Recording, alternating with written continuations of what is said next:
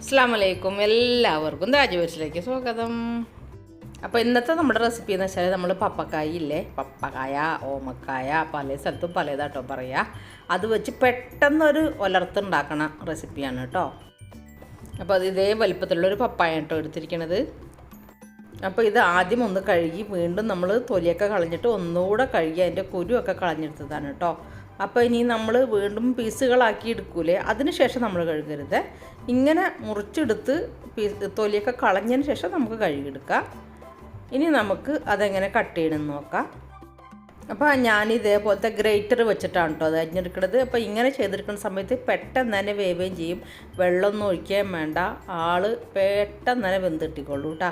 അപ്പോൾ ഇത് ചെയ്യാനും വളരെ എളുപ്പമാണ്. ആ ഗ്രേറ്ററിൻ്റെ ഈ പോർഷനിൽ, ആ വലിയ ഹോളുള്ള പോർഷനിൽ അതിൽ വെച്ചിട്ട് ഇങ്ങനെ ചരിഞ്ഞെടുക്കുകയാണെങ്കിൽ പെട്ടെന്ന് നമുക്ക് റെഡിയാക്കി എടുക്കാൻ പറ്റും കേട്ടോ. അപ്പം കണ്ടത് ഇതേപോലെ നല്ല കേബേജൊക്കെ അരിഞ്ഞെടുത്ത പോലെ ഇതേപോലെ കിട്ടും. അപ്പം മുഴുവൻ പീസുകളും നമ്മൾ ഇതേപോലെ ഗ്രേറ്റ് ചെയ്തിട്ട് വന്നിട്ടുണ്ട് കേട്ടോ. ഇതേപോലെയുള്ള ഒലർത്തൊക്കെ ഉണ്ടാക്കണമെങ്കിൽ നമുക്ക് ചോറിൻ്റെ കൂടെ അല്ലാണ്ട് വെറുതെ ഇരുന്ന് കഴിക്കാനും വളരെയധികം ടേസ്റ്റാണ്. പിന്നെ അടങ്ങിയിട്ടുള്ള പച്ചക്കറിയാണ്, അതുകൊണ്ട് തന്നെ ആൻറ്റിപ്പാർ ഉള്ളതാണ്. വിരയ്ക്കൊക്കെ വളരെയധികം നല്ല സാധനമാണ് ഈ പപ്പക്കായ നമുക്ക് പച്ചക്ക് കഴിക്കണത്. അതിനിപ്പോൾ നമുക്ക് കടായി അടുപ്പത്ത് വെച്ചിട്ടുണ്ട്. ഇനി അതിലേക്ക് കുറച്ച് വെളിച്ചെണ്ണ ചേർത്ത് കൊടുക്കാം. ഇനി അതിലേക്ക് 1 ടീസ്പൂൺ കടുക് ചേർത്ത് കൊടുക്കാം.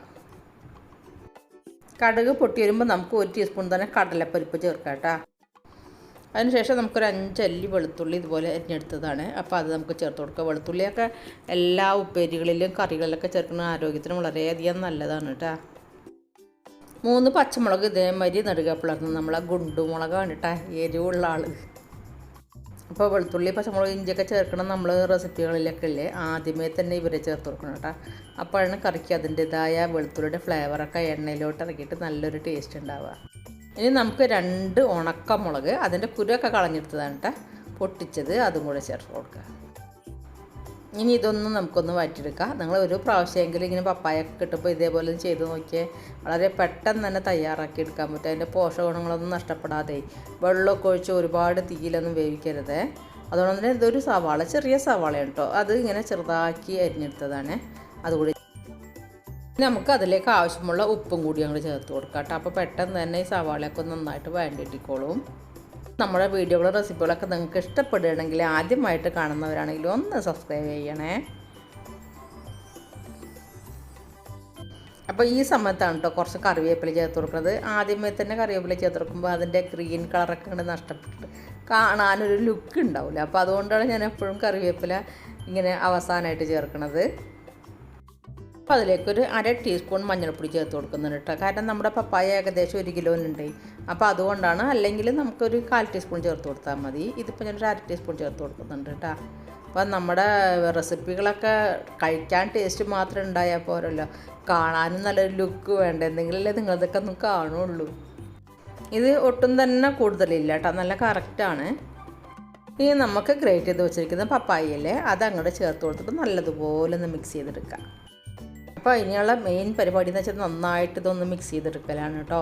അപ്പോൾ ഇത്രയും കനം കുറച്ച് നമ്മൾ ഗ്രേറ്റ് ചെയ്തതിൻ്റെ പേരിൽ ഇത് പെട്ടെന്ന് തന്നെ വെന്തിട്ടിക്കോളും. ആകനെ ഒരു പ്രാവശ്യം നമ്മൾ അടച്ച് വെച്ച് മീഡിയം ഫ്ലെയിമിൽ ഒരു 5 മിനിറ്റ് വെക്കുമ്പോഴത്തേക്കും സംഗതി ഇവിടെ റെഡിയാവും കേട്ടോ. നിങ്ങൾ ഒന്ന് ഇതേപോലെ ഒന്ന് തയ്യാറാക്കി നോക്കേ, എന്നിട്ട് നിങ്ങൾക്ക് ഒന്ന് കമൻറ്റിലൊന്ന് പറയണേ എങ്ങനെയുണ്ടായിരുന്നു എന്നുള്ളത്.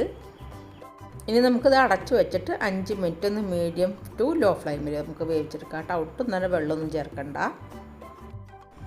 5 മിനിറ്റ് കഴിഞ്ഞിട്ട് നമുക്ക് തുറന്നു കൊടുത്തിട്ട് ഒന്ന് ഇളക്കി നോക്കാം കേട്ടോ. അപ്പോൾ ഇത് നമ്മുടെ പപ്പായൊക്കെ നല്ല സൂപ്പറായിട്ട് വന്നിട്ടുണ്ട് കേട്ടോ. ഇനി നമുക്ക് അടുപ്പൊക്കെ ഓഫ് ചെയ്തതിന് ശേഷം ഇത് 1/2 കപ്പ് തേങ്ങ ചിരവിയതാണ് കേട്ടോ, അത് ചേർത്ത് കൊടുക്കാം. എന്നിട്ട് നല്ലതുപോലെ ഇത് മിക്സ് ചെയ്തെടുക്കാം. അപ്പോൾ നമ്മളിതേപോലെ ഒലർത്തൊക്കെ ഉണ്ടാക്കുന്ന സമയത്ത് അവസാനമായിട്ട് കുറച്ച് പച്ചത്തേങ്ങ അങ്ങോട്ട് ചേർത്ത് കൊടുത്താൽ നല്ല ടേസ്റ്റ് ആയിക്കോട്ടെ എല്ലാ ഒലർത്തിനും. നമ്മൾ ബീൻസോ ബീറ്റ്റൂട്ടോ ഒക്കെ നമ്മൾ ഒലർത്തുണ്ടാക്കൂലേ, ആ സമയത്തൊക്കെ ഇതേപോലെ അവസാനം കുറച്ച് പച്ചത്തേങ്ങ ചേർത്ത് കൊടുത്ത് നോക്കിയാൽ നല്ല രസമായിരിക്കും.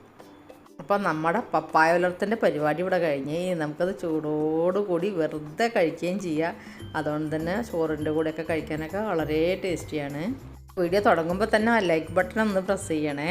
അപ്പോൾ അടുത്ത വീഡിയോ വരുന്നവരേക്കും എല്ലാവരോടും അസ്സലാമു അലൈക്കും, ബൈ ബൈ.